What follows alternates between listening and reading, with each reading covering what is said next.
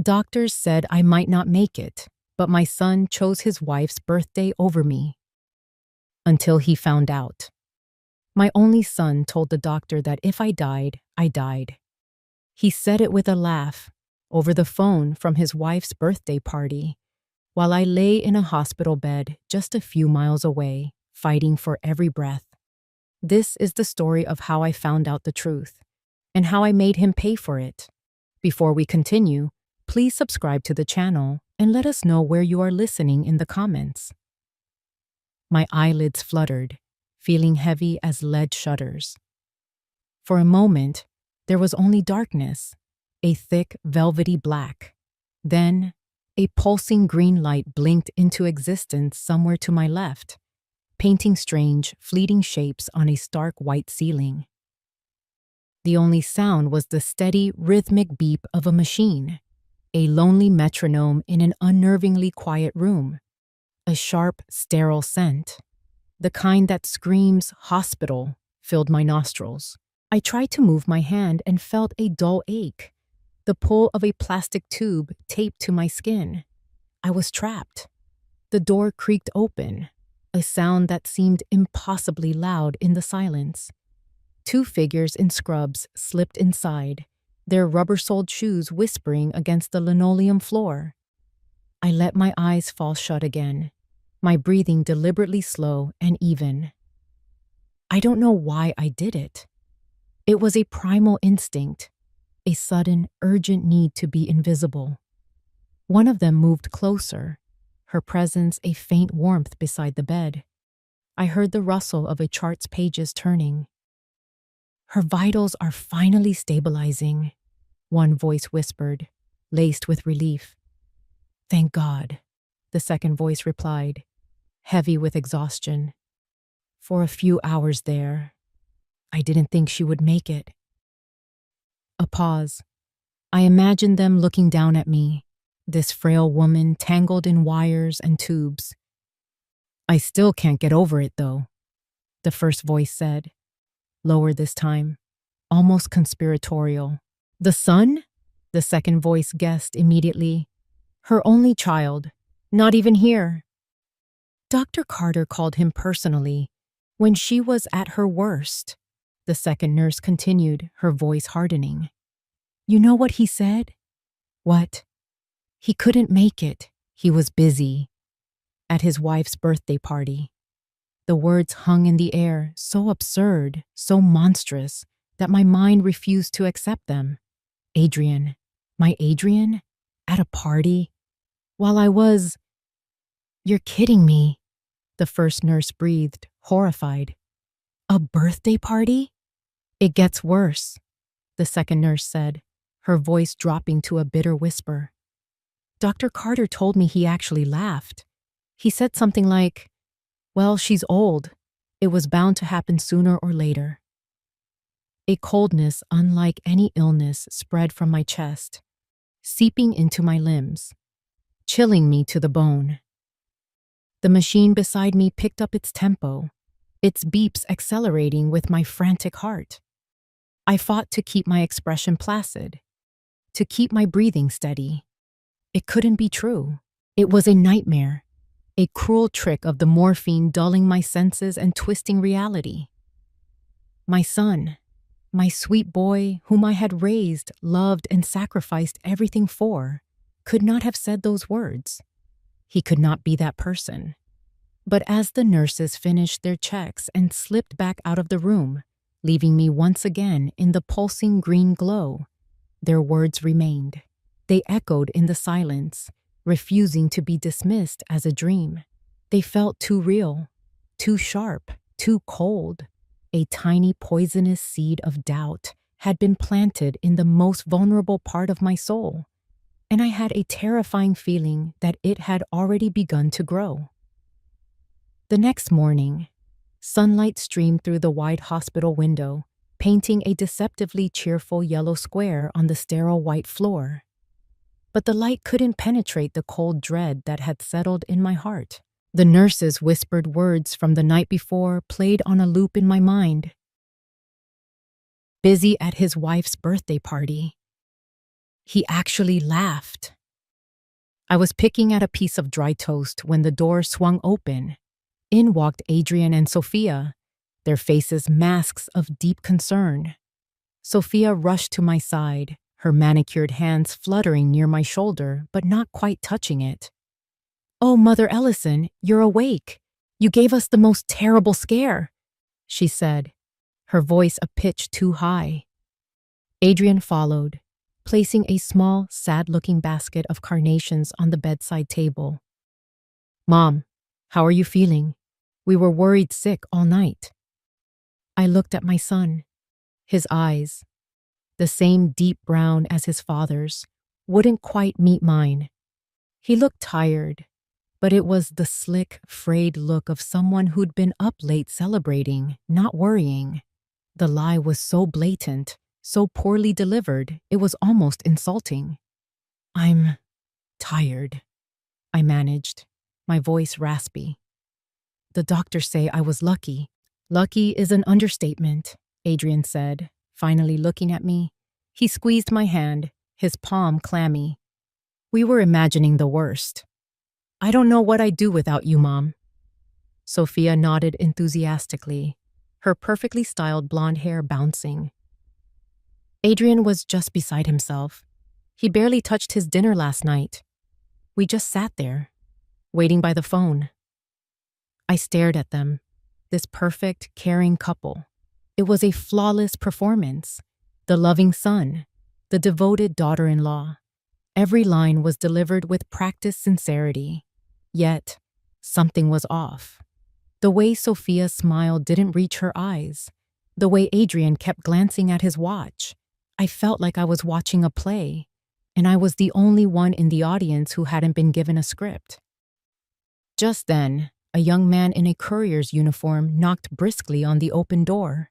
He was wrestling with an enormous, ostentatious floral arrangement, a cascade of white lilies, exotic orchids, and birds of paradise that was so large it barely fit through the doorway. It made Adrian's little basket of carnations look like a weed patch. "Delivery for the Ellisons," the young man announced cheerfully. He scanned a slip of paper. "Big congratulations on the successful event." The room went silent. I saw Adrian's face drain of all color. He shot a panicked look at Sophia, who had frozen mid-smile. "There must be some mistake," Adrian said quickly, stepping between the courier and my bed. His voice was tight. "We didn't order any flowers." "It says right here," the courier insisted, holding up the order form. "Sophia and Adrian Ellison, St. Mary's Hospital, room 302, from the board of the Children's Literacy Fund." He beamed. "Must have been quite a party." "It's a mix-up," Adrian snapped, his voice sharp with an authority that bordered on rude. He started to herd the young man back toward the door. "Take them back. We're dealing with a family emergency here." But it was too late. My eyes had locked onto the large, cream-colored card tucked among the lilies. The gold-embossed script was perfectly clear, even from across the room. To Sophia and Adrian Ellison, it read, "A huge congratulations on a successful fundraising gala. Your dedication is an inspiration." Fundraising gala. Not a birthday party. The lie, so simple and yet so profound, hit me with the force of a physical blow. They hadn't just missed my near-death experience for a simple celebration. They had missed it for a high-profile social event, a party for their own ambition, for their own image. The whispers in the dark were no longer a morphine-induced dream. They were the cold, hard truth. Adrian, flustered, finally managed to push the courier and the magnificent bouquet out into the hallway, shutting the door with a soft click. When he turned about, his face was a mess of feigned confusion and irritation. "Can you believe the incompetence?"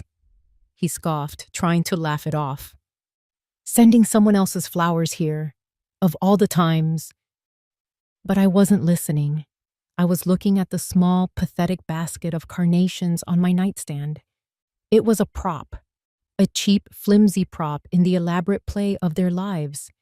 and I was just a character they needed to manage, an obstacle in their script. The first crack in their perfect facade had appeared, and through it, I could see the darkness underneath. The performance was over. My own investigation was about to begin. Returning home was the strangest part of it all. For 40 years, this old colonial house in the Boston suburbs had been my sanctuary, a place filled with the scent of my husband David's pipe tobacco and the sound of Adrian's childhood laughter. Now, a week after being discharged, it was just quiet, a deep, hollow silence that echoed with everything I had lost and everything I now suspected. The house wasn't a sanctuary anymore. It was a stage. I spent the first few days moving through the rooms like a ghost, my own reflection in the polished wood floors startling me. The woman who stared back was thinner, her face etched with lines of a pain that wasn't just physical. The soft, trusting teacher was gone. In her place was someone I didn't recognize, someone with a cold fire simmering behind her eyes. I knew I couldn't just sit here, waiting for the next lie. If they were going to treat me like a fool, I would have to play the part better than they could ever imagine. The decision was made on a Tuesday afternoon. Adrian called, his voice dripping with false concern, to say he and Sophia were popping by to check on me. I stood in front of the grand fireplace, my hand resting on the cool marble mantel, and took a deep breath. The curtain was about to rise. When they arrived, I made sure to seem frail, leaning heavily on my cane. I offered them a weak, watery smile. "It's so good to see you, dears," I said, letting my voice tremble slightly. My head is still in such a fog since everything. "That's totally understandable, Mom," Adrian said, guiding me to my favorite armchair. "The doctor said it could take weeks, even months, for the confusion to clear up. You just need to rest." Sophia placed a container of soup on the coffee table. "We brought you some butternut squash soup, your favorite.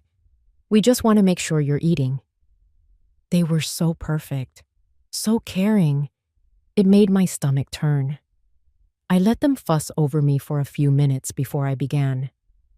"You know," I started, looking into the middle distance as if trying to grasp a fleeting thought. "A funny thing popped into my head today. Adrian, that $50,000 I gave you for that wonderful green energy project you were so excited about. How is it doing? I can't for the life of me remember what you said it was called." I watched them. It was almost imperceptible, but I saw it. A flicker in Adrian's eyes, a quick, sharp glance exchanged with Sophia. He recovered instantly, putting on a reassuring smile. "Oh, that. It's doing great, Mom, really great," he said smoothly. "It's a long-term investment. You know how these things are. The market's a little shaky, but it's poised for a huge breakthrough. You don't need to worry your head about it."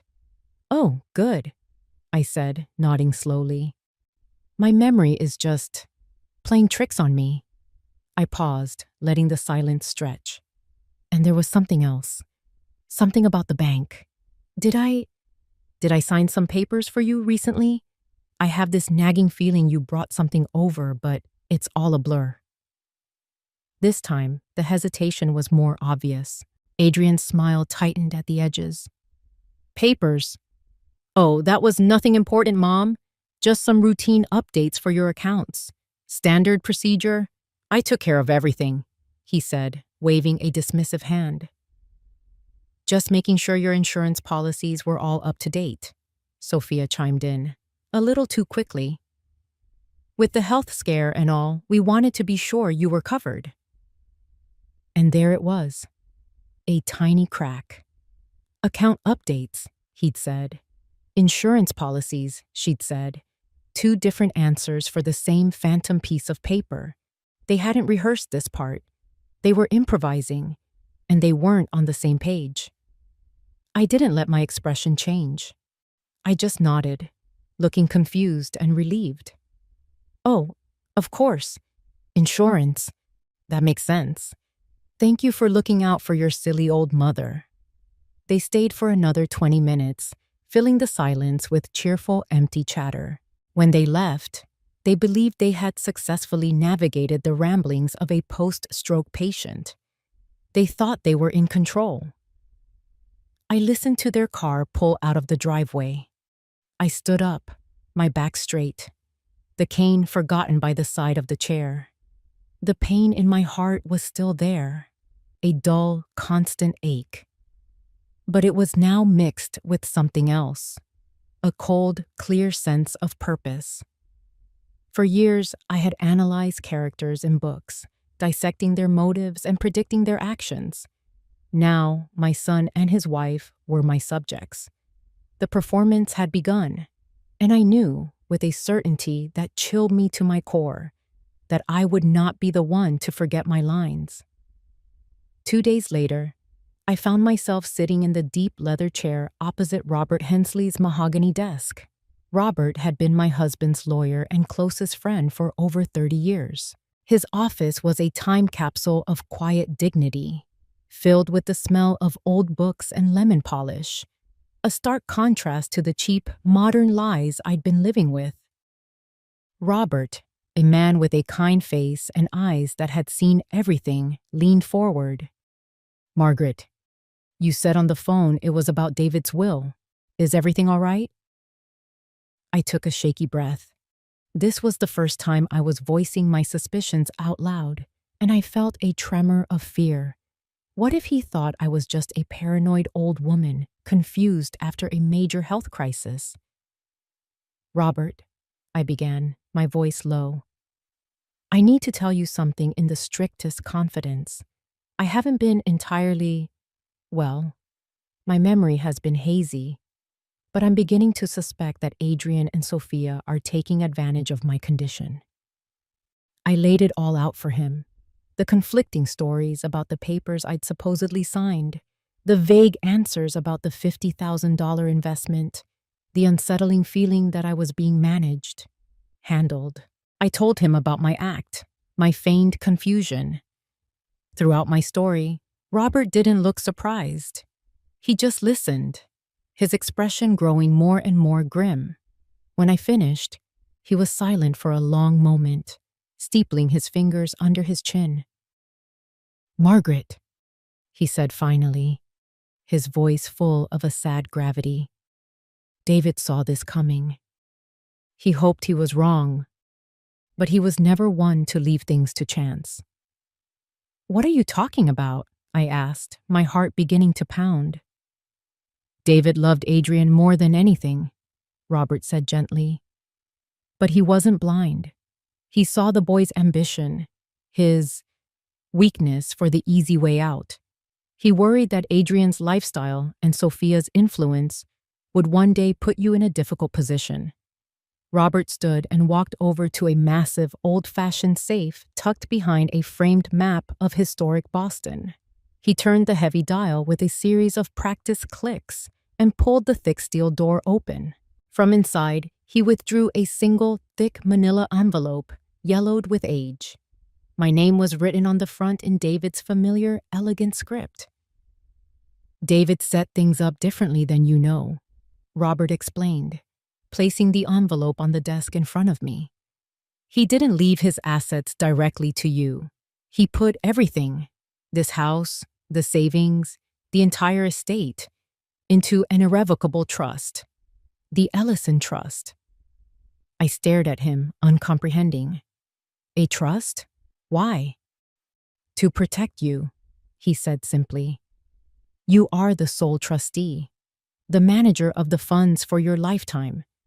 You have complete control over your own life, but you cannot sell the primary assets, like the house, or sign them over to anyone without the approval of a 3-person board, a board that consists of you, me, and David's cousin in Chicago." The air left my lungs in a rush. The papers I'd supposedly signed, they were worthless. The house Adrian and Sophia were so clearly eyeing was untouchable. "Adrian is the beneficiary," Robert continued. But he only inherits what's left after you're gone, and only under very strict conditions.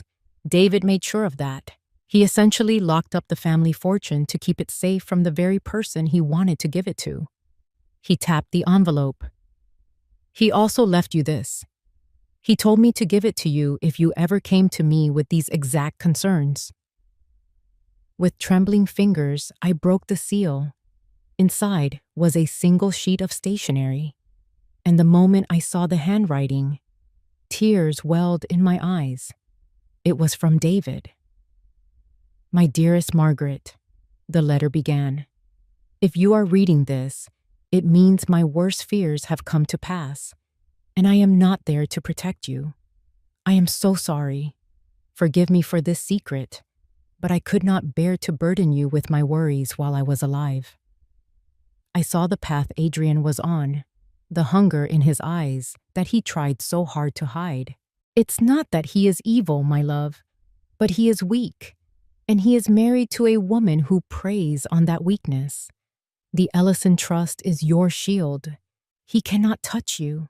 He cannot pressure you. He cannot take the home we built together. It is all safe.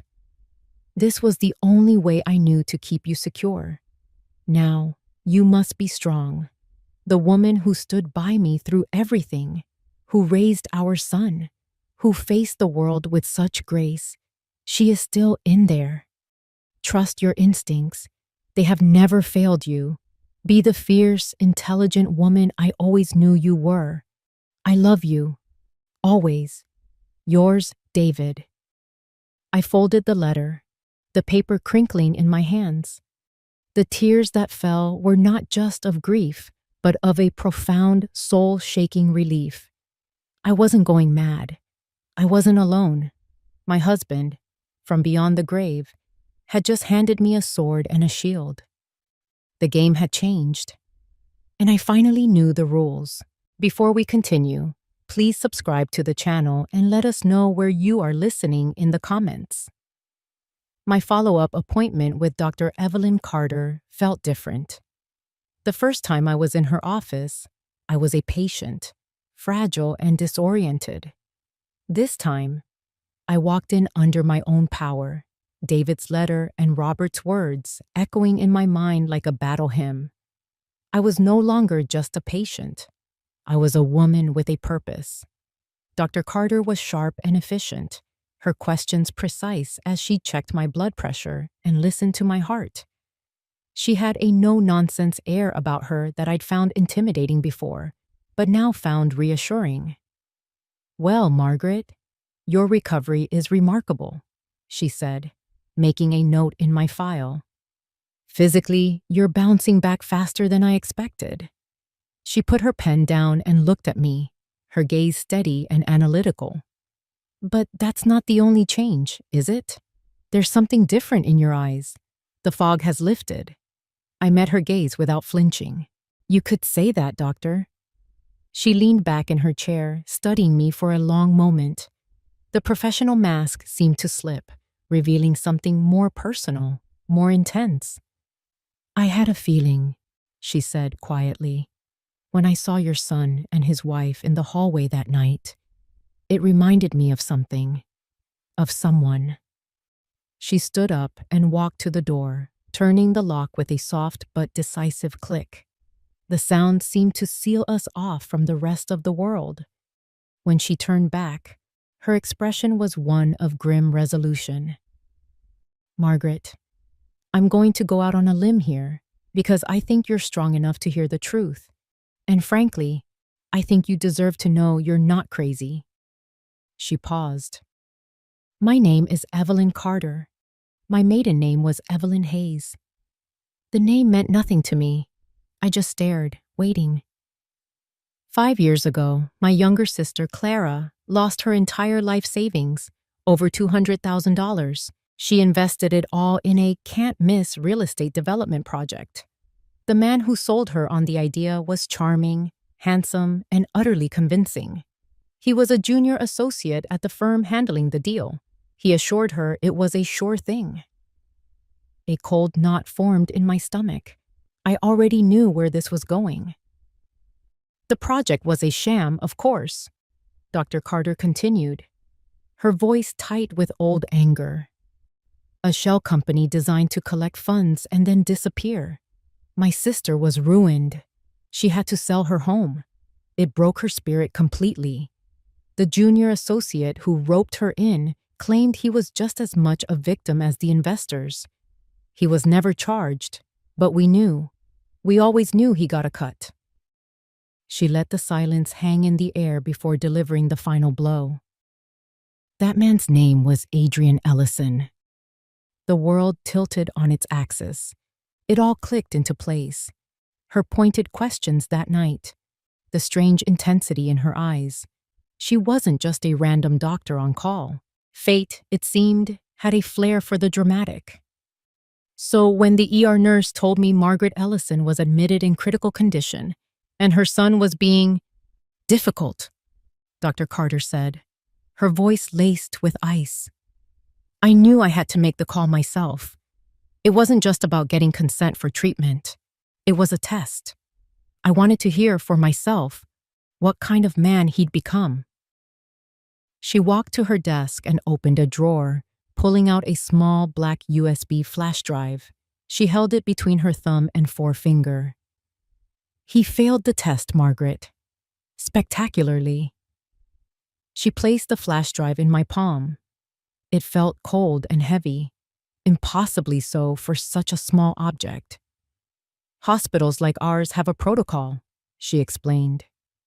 For critical care situations where next of kin are contacted by phone, the calls are recorded. For legal and liability reasons, it's standard procedure. This is a copy of my conversation with your son. She looked me straight in the eye. Every single word, including the part where he laughed. I closed my hand around the drive, the plastic edges digging into my skin. The whispers I'd heard in the dark. The lies about the fundraising gala. The secret of the trust. They were all pieces of a puzzle I had been assembling in the dark. This tiny piece of plastic was the last one. It was the piece that showed the whole ugly picture. I felt a strange, unexpected kinship with the woman standing in front of me. Two strangers, bound together by the same man's casual cruelty. Thank you, I whispered, my voice hoarse. Dr. Carter just nodded. Use it when you're ready, she said. Justice has a way of being patient. I drove home from Dr. Carter's office in a daze, the small USB drive a cold, hard weight in my coat pocket. The familiar, tree-lined streets of my neighborhood, with their stately colonial houses and perfectly manicured lawns, seemed like a movie set. Everything looked the same, but the reality underneath had been ripped away, exposing something rotten and ugly. I was no longer a grieving widow trying to make sense of a health scare. I was a woman who had been handed a weapon. I parked the car in the garage and walked into the house, the silence greeting me like an old, unwelcome friend. I didn't stop in the kitchen to put my purse down. I didn't pause in the living room. I walked straight up the grand staircase, my steps sure and steady, my hand gripping the polished oak banister. I had a destination. In my bedroom, the afternoon sun cast long shadows across the floor. I walked to the far wall, to the large framed oil painting of a New England seascape that David had bought me for our 20th anniversary. My hands were steady as I lifted it from its hook and carefully set it on the floor. Behind it was the thing no one but David, Robert, and I knew about. A small black wall safe, flush with the floral wallpaper. My fingers trembled slightly as I spun the combination dial. Our anniversary, followed by my birthday. A sequence of numbers that had once represented love and security. The lock clicked open with a soft, metallic thud. Inside, things were just as David and I had left them. A stack of old stock certificates, mostly worthless now, but too sentimental to throw away. The deed to the house. David's gold watch that he was given upon his retirement.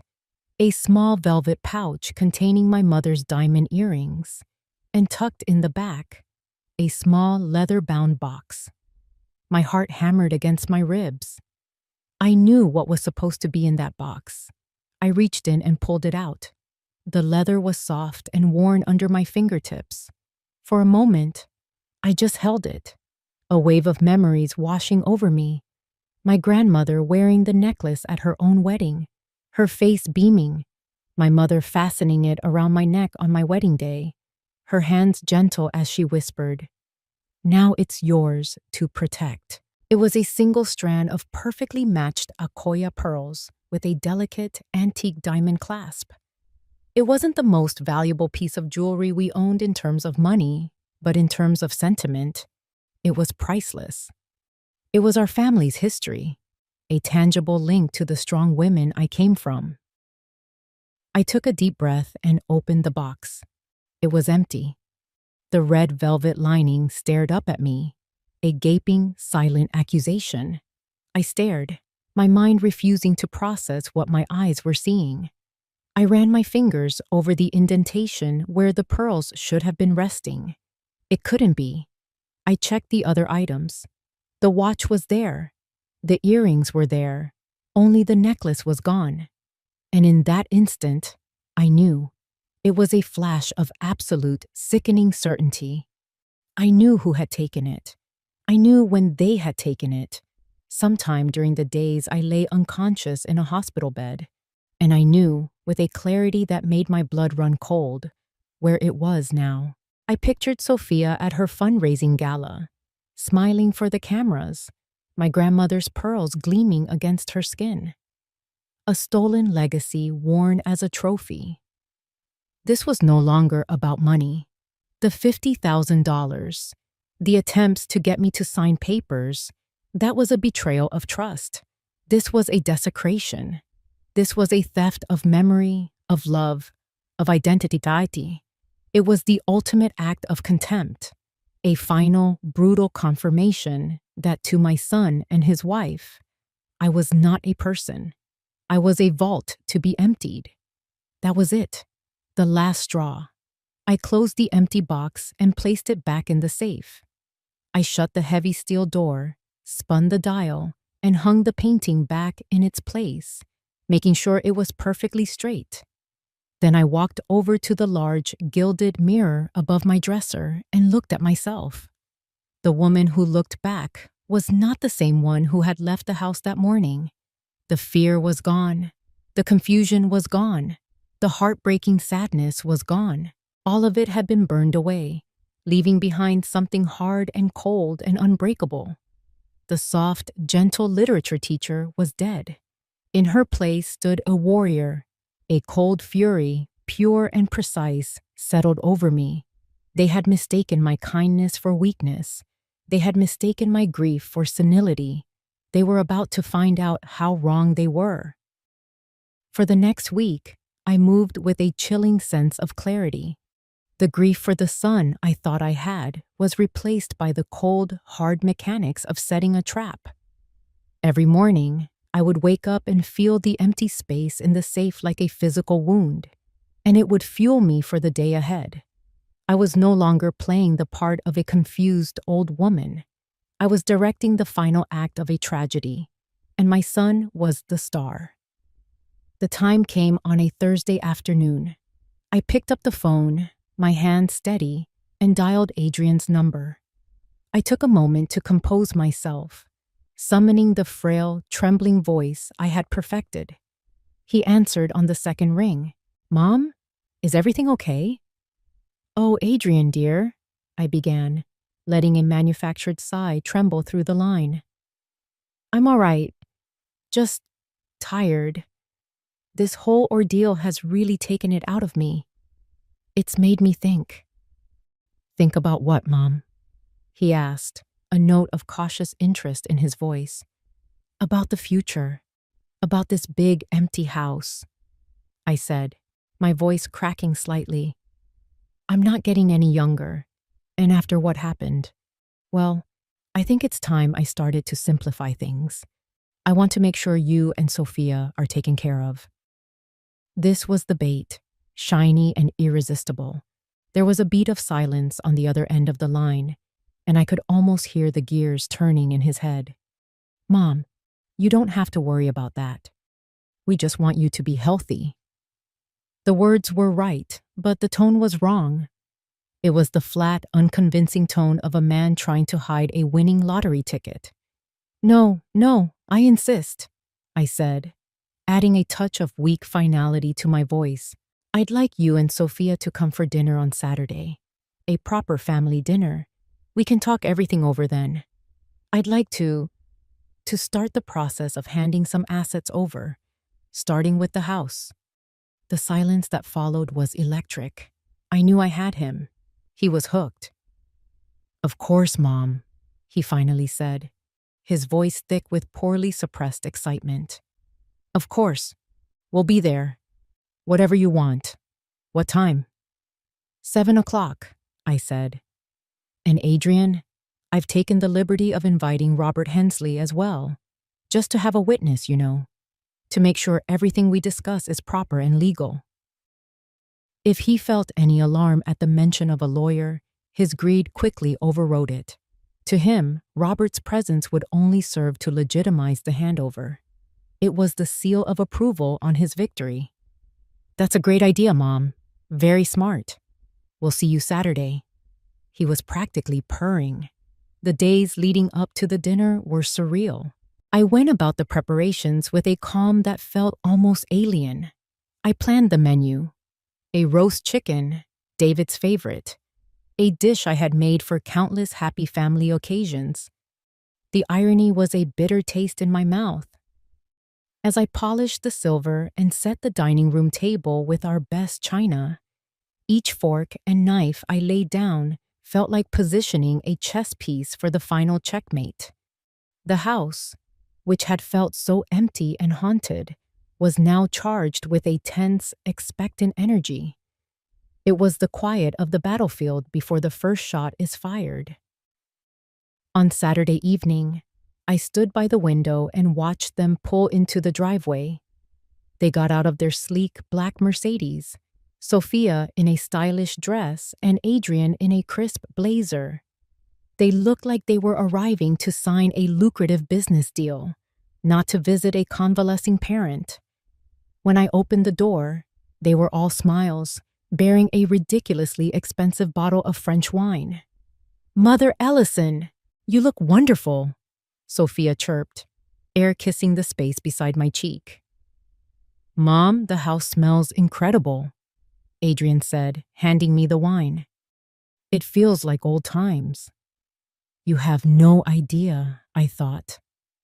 I led them into the dining room, where Robert Hensley was already waiting, a folder resting on the table beside him. They greeted him with the confident warmth of people who believe the world is about to be handed to them on a silver platter. As we all sat down at the perfectly set table, the candlelight flickering across their eager, smiling faces, I felt a profound and chilling calm. The storm was here. The curtain was rising, and I was ready. The dinner was a masterclass in hypocrisy. Adrian and Sophia played their parts to perfection, hanging on my every word as if I were a queen holding court.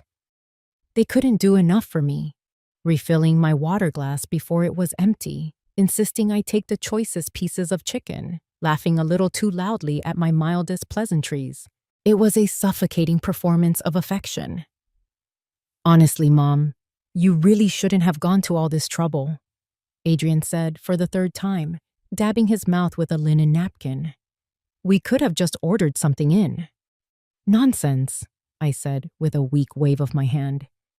It felt good to be useful. It's been a while. Well, this is more than useful. It's magnificent, Sophia gushed. And this dining room? It's just so classic. They don't build houses with this kind of character anymore. Her eyes swept over the mahogany wainscoting and the crystal chandelier, a covetous gleam I had seen many times before. She wasn't admiring the room. She was taking inventory. Robert Hensley was mostly silent through the meal, a quiet, observant presence. He ate his dinner with a lawyer's deliberate patience, his gaze occasionally flicking from Adrian to Sophia, then to me. He was the audience, the jury, waiting for the play to unfold. They kept up the charade through dessert, a simple apple crumble. They talked about their work, their friends, their plans for a trip to Europe in the spring, all the glittering details of a life I was no longer a part of. They spoke as if my health scare was a temporary inconvenience that had now been tidied up, allowing them to resume their regularly scheduled programming. Finally, when the coffee was poured, I decided it was time. I let out a long theatrical sigh and pressed my hand to my chest. "I'm so glad we could do this," I began, my voice soft and weary. "Having you both here with Robert, it feels right." As I said on the phone, Adrian, "I've been doing a lot of thinking." They both leaned forward, their expressions a perfect blend of sympathy and anticipation. "This house. Your father and I built a wonderful life here, but it's too much for one person. The stairs, the garden, the memories. Some days, it's all a bit overwhelming." I looked at my son, trying to pour every ounce of maternal vulnerability I could fake into my gaze. "I'm tired of fighting it." "Mom, whatever you need, we're here for you," Adrian said, his voice smooth as silk. I nodded slowly. "I know, dear, and that's why I've made my decision." I paused, letting the silence hang in the air, thick with their greed.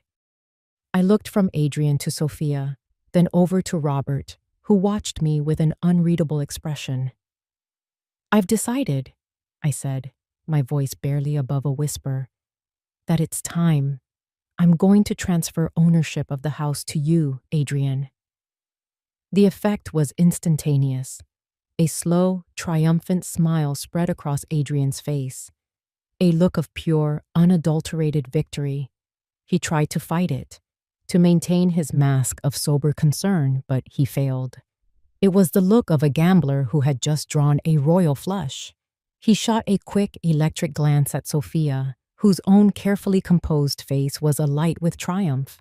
She gave him the slightest, almost imperceptible nod, a silent confirmation that their long game had finally paid off. "Mom," Adrian started, his voice thick with emotion, or at least a convincing imitation of it. I don't know what to say. Are you sure?" "I'm sure," I said, feeling a cold, hard satisfaction. "You can use it to build your career, to secure your future. It's what your father would have wanted." "Thank you," he breathed, reaching across the table to take my hand. His felt warm and strong, the hand of a victor. "Thank you. You've taken such a weight off our minds." He squeezed my hand, his eyes shining with the promise of $2.5 million. He believed he had won. He believed the play was over and that he was taking his final bow. He had no idea he was still on my stage, and the curtain was just about to fall on him. Adrian's hand was still covering mine on the table, a gesture of proprietary triumph. His smile was wide and genuine for the first time all evening, and Sophia was looking at him with an expression of pure, unadulterated adoration. They were a king and queen surveying their newly acquired kingdom. Just as Adrian opened his mouth to say something more, probably another empty platitude about how he would take care of me, a sound cut through the warm, celebratory atmosphere. Thump. It was the sound of Robert Hensley placing a thick, leather-bound folder on the polished mahogany table. The sound wasn't loud, but it had the finality of a judge's gavel. Adrian and Sophia both turned to look at him. The smiles on their faces faltered slightly, becoming questioning. "I'm afraid there's been a misunderstanding," Robert said, his voice perfectly level and devoid of any emotion. He didn't look at me. He looked directly at Adrian. "While your mother's sentiment is, I'm sure, appreciated, what she's proposing is a legal impossibility." Adrian slowly withdrew his hand from mine. What are you talking about, Robert? My mother wants to give me the house. You're here to make it legal, right? No, Adrian, I'm here to uphold the law, Robert said calmly. He tapped the folder with his index finger. And more specifically, I am here to uphold the legally binding terms of the Ellison Trust. The what? Sophia asked in Besson, her voice sharp and brittle. It was the first time she had spoken in 10 minutes. Robert opened the folder, revealing dozens of pages of dense legal text. The Ellison Trust, an irrevocable trust established by your father, David Ellison, over a decade ago. Upon his death, nearly all of his assets, including this house, the savings, the investment portfolios, everything, were transferred into this trust. Adrian stared, his face a mask of confusion. A trust? Why would he do that? He left everything to Mom. That's the common misconception, Robert said. And for the first time, I saw a flicker of something like pity in his eyes. He didn't leave his assets to your mother. He left them in the care of your mother. She is the primary trustee and lifetime beneficiary, which means she has the full and unrestricted use of the estate to live on for the rest of her life. But she does not own the assets themselves. The trust does. The color began to drain from Adrian's face. Sophia was completely still. Her eyes narrowed, processing every word with the intensity of a predator. I don't understand, Adrian stammered. What does that mean? It means, Robert said, his voice clear and precise, that your mother cannot give you this house. She cannot sell it. She cannot transfer the deed. She cannot even take out a second mortgage on it. Any such action would require a unanimous vote from the trust's 3-person board of directors. Board of directors? Adrian echoed, his voice rising in disbelief. That would be your mother, Robert said, gesturing to me. Myself, as the family's legal counsel, and your father's cousin, Eleanor Vance, in Chicago. He paused, letting the weight of his words sink in. I can assure you, Adrian, that any motion to sign this property over to you would be dead in the water. The silence in the room was absolute. The cozy, candlelit dinner party had vanished, replaced by the cold, harsh reality of a legal proceeding. Adrian's face had crumpled. The triumphant smile was gone, replaced by a slack-jawed look of utter bewilderment. He looked like a man who had just been told the winning lottery ticket he was holding was a forgery. Sophia's reaction was different.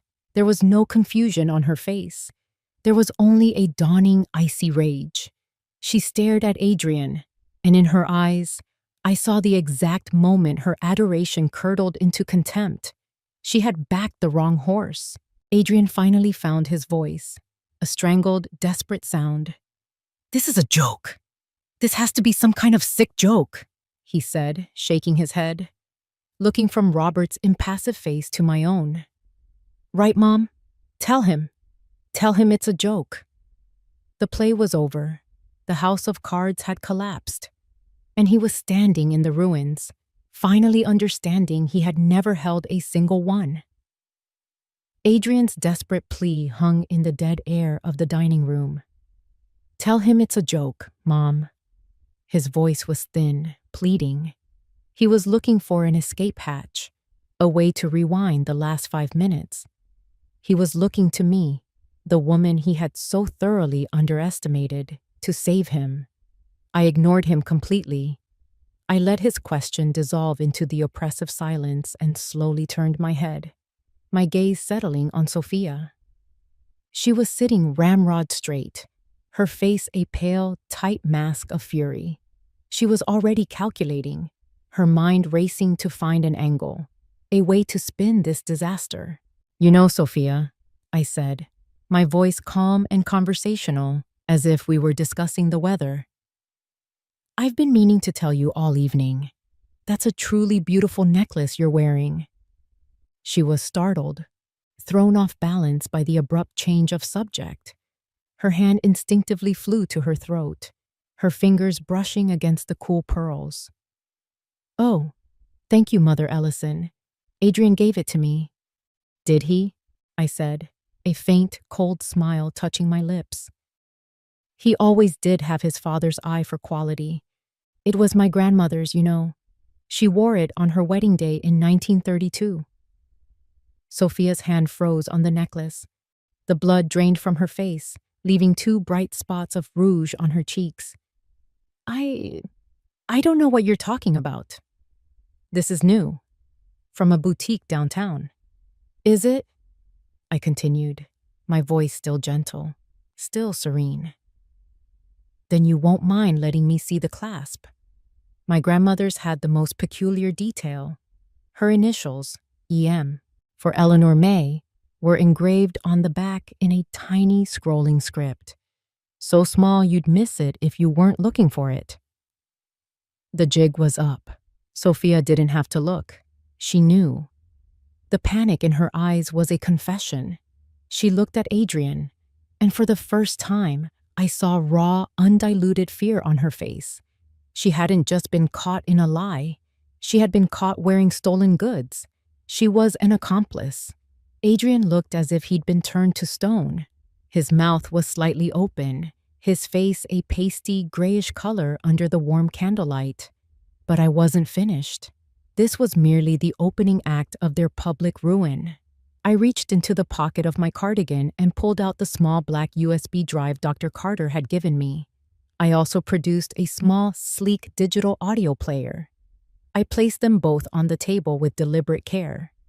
The slight click of the USB drive sliding into the player was unnaturally loud in the silent room. "You see, the thing about lies," I said, looking from my son's terrified face to my daughter-in-law's, "is that they multiply. You tell one, and soon you need 10 more to cover it up. You told me you were at a birthday party. You told me you were worried sick. You told me you were waiting by the phone." I pressed the play button. First, there was the clear, professional voice of Dr. Carter. "Mr. Ellison, this is Dr. Carter from St. Mary's. I'm calling about your mother, Margaret. I'm afraid her condition has become critical." Then, Adrian's voice, slick with annoyance. "Critical? What does that mean, exactly? I'm in the middle of something here." Dr. Carter's voice, firm and urgent. "It means her heart is failing. We're doing everything we can, but you need to understand. The next few hours are crucial. We felt you should be here." And then the sound that shattered the world. It was Adrian's laugh, a short, dismissive, utterly soulless chuckle. "Look," his recorded voice said, dripping with a casual cruelty that was far more shocking than any shout. "She's an old woman. This was bound to happen sooner or later. If she dies, she dies." The recording ended. I pressed stop. The silence that rushed back in was heavier, colder, and more terrible than before. Adrian was completely broken. He stared at the small black device on the table as if it were a venomous snake. There was no defense, no explanation, no lie big enough to cover this. But it was Sophia's reaction that was the true final judgment. She slowly turned her head to look at her husband. The fear was gone from her eyes. The anger was gone. All that was left was a look of pure, bottomless disgust. She was looking at him as if he were a piece of filth she had accidentally stepped in. She had hitched her wagon to a man she thought was a cunning wolf, only to discover he was nothing but a pathetic, heartless thief. And in her eyes, I saw his entire future crumble to dust. The silence that followed the recording was a living thing, thick and suffocating. It pressed down on us, filled with the ghost of Adrian's laughter and the finality of his words. "If she dies, she dies." The dining room, which had been the stage for my quiet vengeance, now felt like a courtroom after the verdict has been read. Guilty. Adrian sat hunched over, his hands covering his face. He was making a low, wounded sound, like an animal caught in a trap. Sophia, however, had already moved past disgust. Her face was now a mask of cold, hard calculation. She was assessing the damage, not to our family, but to her own future. I could see the writing on the wall in her eyes. She was already planning her escape. It was Robert Hensley who broke the spell. He neatly squared the documents in his folder, his movements precise and methodical. He was no longer just the family lawyer. He was an officer of the court, and the time for family drama was over. "There is one final piece of business," he said, his voice cutting through Adrian's quiet sobbing. He looked at my son, his expression devoid of any sympathy. "Adrian, your father's trust was designed to protect your mother from your greed. But it was also designed to protect the estate itself. It seems you put that to the test." Adrian looked up, his face blotchy and tear-streaked. "What are you talking about?" "I received a call last week," Robert said calmly, "from a senior loan officer at Boston Merchant Bank. He was conducting due diligence on a rather substantial business loan application you had submitted, a loan for $200,000. Adrian flinched as if he'd been struck. "It seems," Robert continued, his voice as sharp and cold as ice, "that you listed this house as your primary collateral. You submitted a forged document claiming to have power of attorney over your mother's financial affairs, and were attempting to leverage an asset that, as we've just established, you have absolutely no legal claim to." He let that sink in.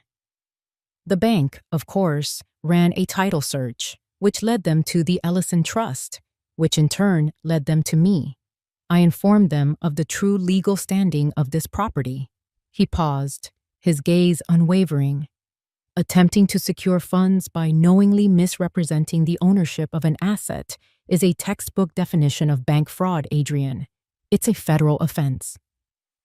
The room went completely still. Even Adrian's pathetic whimpering stopped.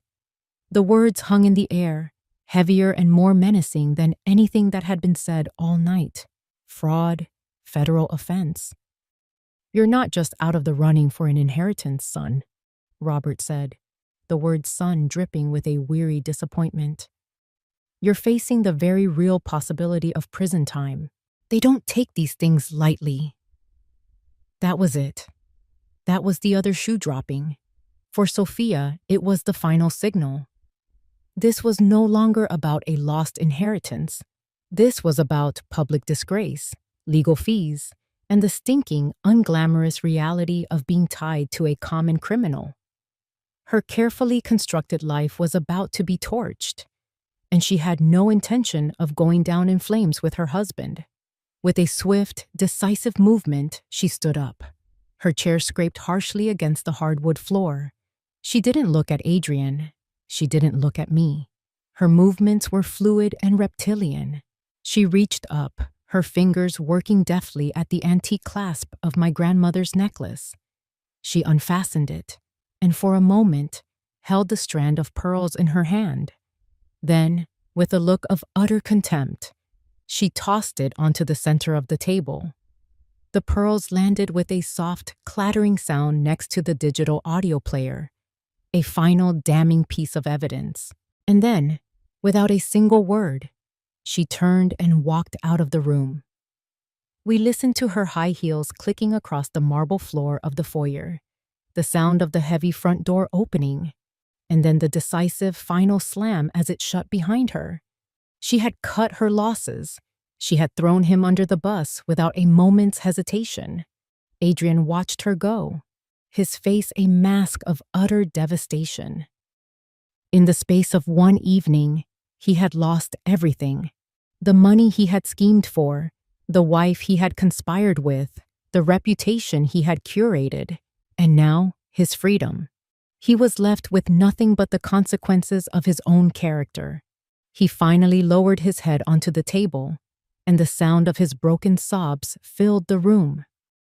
6 months later, the world looked different.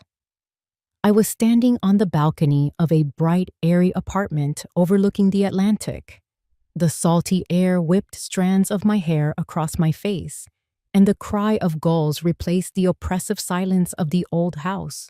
Below me, the ocean stretched out, vast and blue and endless. It was the color of freedom. After the dust had settled from that terrible night, I had Robert put the house on the market. With the board's full approval, it sold in less than a month. A young family with laughing children bought it, and I felt a sense of relief watching them bring new life into a place that had become a monument to lies. A large portion of the money went to establishing the David Ellison Memorial Scholarship Fund for underprivileged literature students. It felt like the perfect way to honor the man he was. The rest was more than enough for me to live comfortably, on my own terms. My days were simple now. I read, I walked on the beach, and I tended to the collection of terracotta pots on my balcony, coaxing bright red geraniums and stubborn lavender to bloom. It was on a sunny Tuesday morning, while I was watering these flowers, that the mail arrived. Among the bills and catalogs was a single plain envelope with a postmark from a city I'd never been to in Ohio. The return address was just a P.O. box, but I knew the handwriting instantly. It was Adrian's. My hands didn't tremble. My heart didn't race. I simply took the letter inside, sat down in my favorite armchair overlooking the sea, and opened it. The letter was short, written on cheap, lined paper. There were no apologies, no excuses, no pleas for forgiveness. He knew, I suppose, that those words would be meaningless. Instead, he just wrote about his life. He wrote about waking up at 5 a.m, his hands calloused and raw from his job on a construction crew. He described the simple exhaustion he felt at the end of the day, the satisfaction of building something real with his own 2 hands. He mentioned that he was living in a small, rented room, and that after his legal fees were paid, he had just enough to get by. He said the work was hard, but it was honest. It was the first honest thing he'd done in a long time. He didn't ask for anything. He didn't ask me to write back. He just signed it. Your son, Adrian.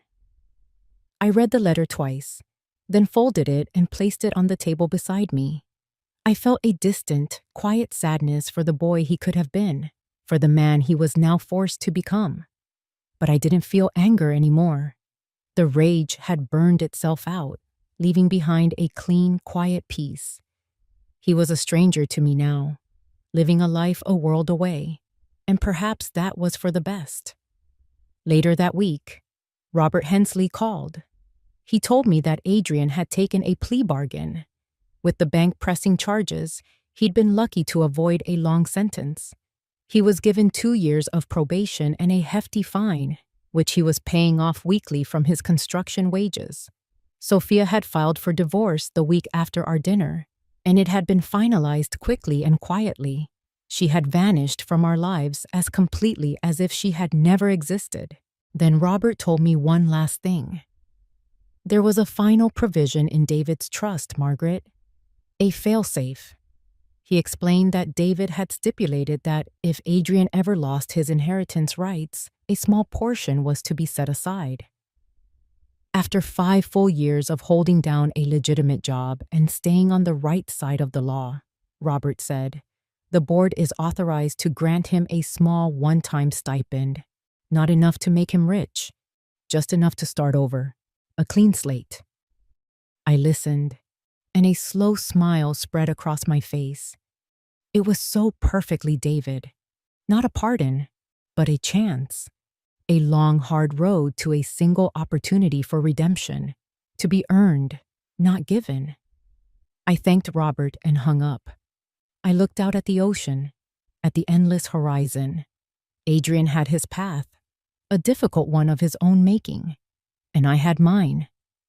For the first time in a very long time, my future felt like an open sea, and I was the captain of my own ship, and I was finally free.